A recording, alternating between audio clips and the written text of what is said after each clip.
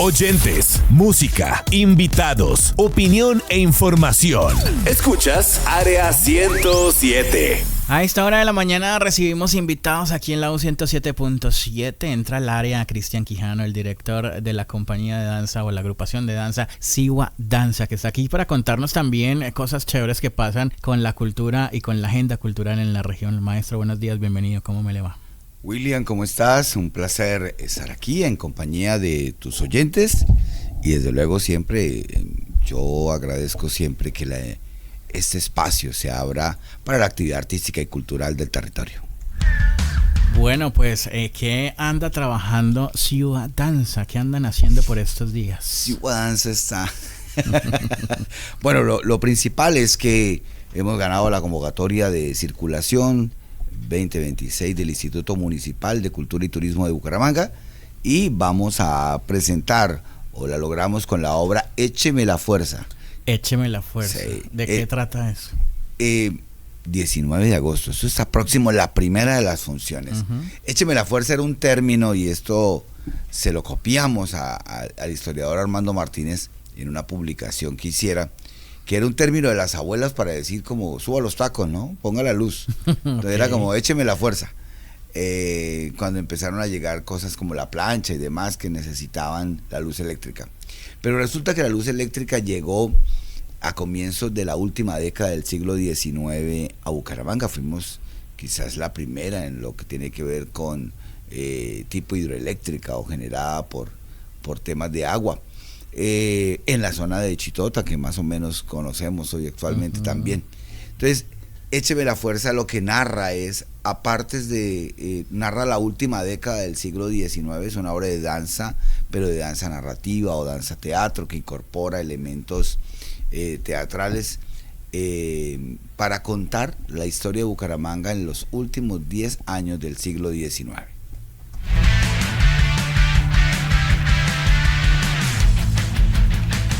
Pues llega Écheme la Fuerza, esta obra, esta puesta en escena de Siwa Danza, que iba a encontrar la gente allí, maestro, aparte de la historia, del teatro, de la danza, ¿qué géneros van a tener ahí presentes? ¿Cuál va a ser la música? Bueno, yo creo que lo importante, o es una manera de recorrer la historia de nuestra ciudad, sí, a través de 7 momentos históricos, digámoslo así. La laguna, que fue cuando que se inspira como en aquella idea de por qué la zona de San Mateo, que conocemos más por la plaza. Y mira lo curioso, William, la conocemos por la que no es la Plaza San Mateo. Esa que todavía vivimos peleando, que si la arreglamos, que si la tumbamos, que sí, qué hacemos. La que se quemó. Que en realidad la que está en pie, todos sus muros, era el pabellón de carnes. Eso ya fue construido en el siglo XX. Pero la que originalmente fue la Plaza de San Mateo fue la que se quemó, donde ahora queda el centro metropolitano, la plaza, o lo que llamamos la Plaza Central. Esa era San Mateo. Pero resulta que antes de eso era una especie de laguna. Y dice la leyenda, ¿no? Que se comía a la gente a veces. Y que por eso la comunidad o el cura con la comunidad hicieron un rezo y arrojaron una figura de San Mateo, que por cierto, que si la retiramos en algún momento, la ciudad se inundará completamente. Eso dice la leyenda. Mitos y leyendas, no me sabía de esa historia. Exacto, y entonces nosotros iniciamos la obra con ese elemento que es muy anterior al marco histórico de la obra, para darle contexto a la zona de San Mateo, de ahí el nombre de San Mateo. Cuando eso Bucaramanga no era capital todavía, o ya había sido nombrado. Esa es una conversación, políticamente curiosa. Yo sigo creyendo que la ciudad es una capital a partir prácticamente de la Constitución del 86. Que sí se funda como un pueblo de indios muchísimo tiempo atrás y da los 400 y tal, pero no es una ciudad como tal, que se necesitaba como una cédula, como una instrucción, una orden, unos documentos, unas condiciones. Entonces, pero ya con la Constitución centralista del 86, digamos que queda en firme, ¿sí? Yo lo tomo así siempre. Y hacemos esto como una precuela, dirían los cineastas, ¿cierto? Y nos vamos con un poco la vida en la capital, que giraba en torno a la Plaza García, que llamaríamos hoy en día el Parque García Rovira, pero que era la plaza principal. Ni donde estaba queda la alcaldía y la gobernación. Exacto, ni estaba García Rovira, ni era parque, y no quedaba la alcaldía donde queda, sino quedaba una cárcel. Cosa curiosa, ¿no? Sí. Pero ahí quedaba la cárcel. Bueno.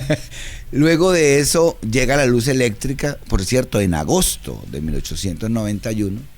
Luego nos vamos hacia el Corral, que es la inauguración del Teatro Peralta. Uh-huh. Hemos encontrado el guión de la obra, que era una comedia, Los trapos de Cristian Ar, que en teoría, de acuerdo a nuestro trabajo de recopilación de material histórico, es con el que inauguran, es una comedia española con la que se inaugura. Entonces incluimos un fragmento del primer acto, como para darle ese camino. Después de inaugurar el Corral, viene la sonada un poco del 95, los amagues de la guerra otra vez, ¿no? Pues la Constitución del 86 inició la regeneración y eliminó la posibilidad de la oposición de tener voz, y eso terminó siendo como una olla a presión hasta que explota la guerra. Pero en el 95 hay unos combates y la ciudad, aunque no es atacada, el ambiente es de que va a suceder algo. Tenso. Uh-huh. Totalmente. Después nos vamos a San Mateo, la inauguración de la plaza. Hay que sacar a los vendedores de la plaza principal, entonces le echan el ejército. En eso no hemos evolucionado mucho, ¿cierto? Uh-huh. Y luego celebramos las fiestas del San Pedro, que se celebraban aquí en Bucaramanga con fiestas de gallos y demás, en lo que hoy conocemos como el Parque de los Niños. Y después cerramos la obra con las consecuencias que seguimos teniendo cada vez que tratamos de cerrar las voces diversas, y fue la Guerra de los 1000 días, que da como cierre a esa década. Entonces empezamos inaugurando la luz, la prosperidad, y la terminamos viendo por la oscuridad. Sí, totalmente. Eso es Écheme la Fuerza. Bueno, Écheme la Fuerza, ¿cuándo va a ser presentada? ¿A qué horas? ¿La gente dónde puede ir? Porque eso es una forma alternativa también de conocer la historia de Bucaramanga. Nos la están contando a través de esta danza narrativa, de esta obra de Ciudad Danza. ¿Cuándo? ¿Dónde? ¿A qué horas? Bueno, tenemos nuestra primera función, vamos a tener 2, gracias a esta beca de circulación del Instituto Municipal de Cultura y Turismo. Vamos a tener 2 funciones. La primera es el próximo miércoles 19 de agosto, 7 de la noche, en el Teatro Escuela del Teatro Santander. Es la sala que queda anexa a la gran sala, dentro del mismo teatro. Ubicamos, yo a veces digo para los más antiguos, que tomábamos café donde quedaba antiguamente el Café Centenario. Ahí en el parque, el parque Centenario, que luego fue Bicentenario, pero que además, William, fue el primer parque contemplativo real en la ciudad. Y es más, la alcaldía lo compró porque era parque como tal. Fue el primer parque para ir a sentarse a gozar, y era para vender los lotes ahí del llano de San Andrés. Eso era privado, eso la alcaldía lo compró para el centenario. Era el Parque Reyes González cuando se inauguró. Entonces vamos a estar el 19, y la música, toda la música es del siglo XIX. Pero eso no quiere decir que no se disfrute. Hay danzas, polcas, contradanzas. Es un trabajo de Pedro Morales Pino, de Temístocles Carreño, de José María Párraga. Un trabajo que va acompañando esos momentos, porque tanto la música como las ideas de vestuario, como las historias, todas giran en torno a ayudar a contar esa historia de la ciudad.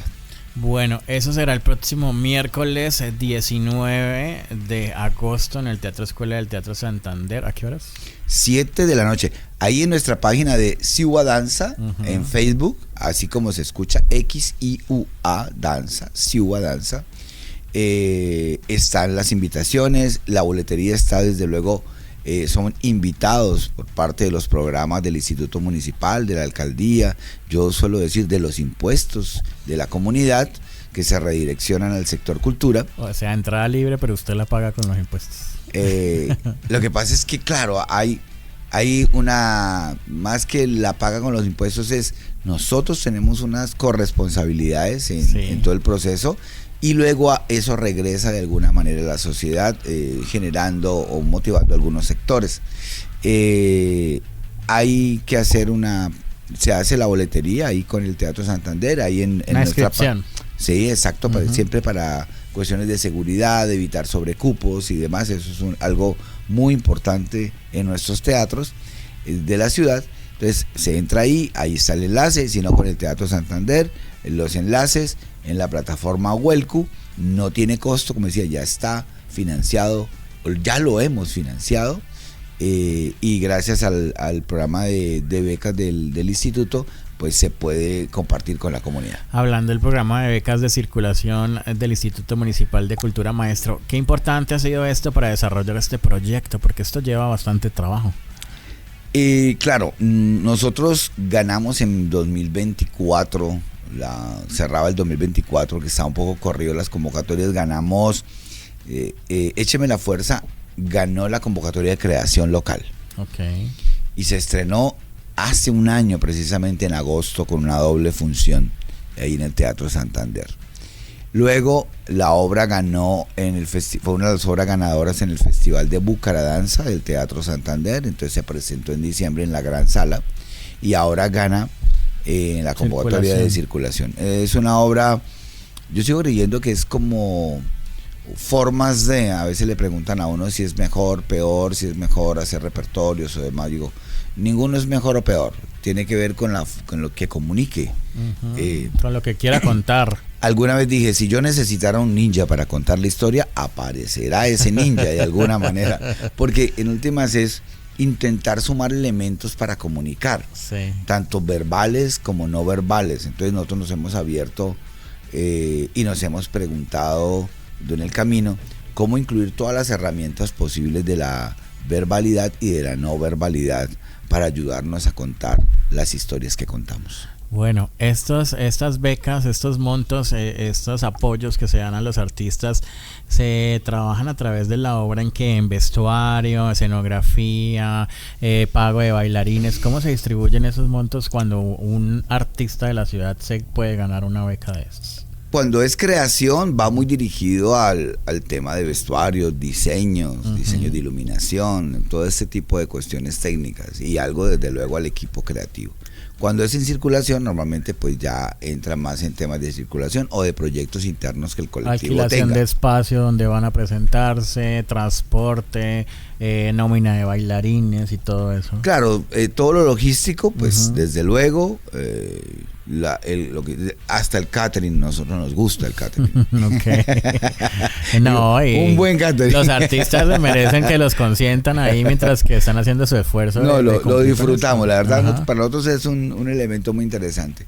Pero también se van sumando recursos a otros proyectos, va jalonando otros proyectos. Producir no es económico y una de las dificultades que se tiene en el territorio es que no hay productores, por ejemplo, para obra de danza. El productor es el que gestiona o coloca los recursos económicos. Entonces, la mayoría de procesos tienen una autogestión en la producción. Entonces hay que ir sumando. Y normalmente una producción, para que sea competitiva, tiene que, como dirían, escalarse.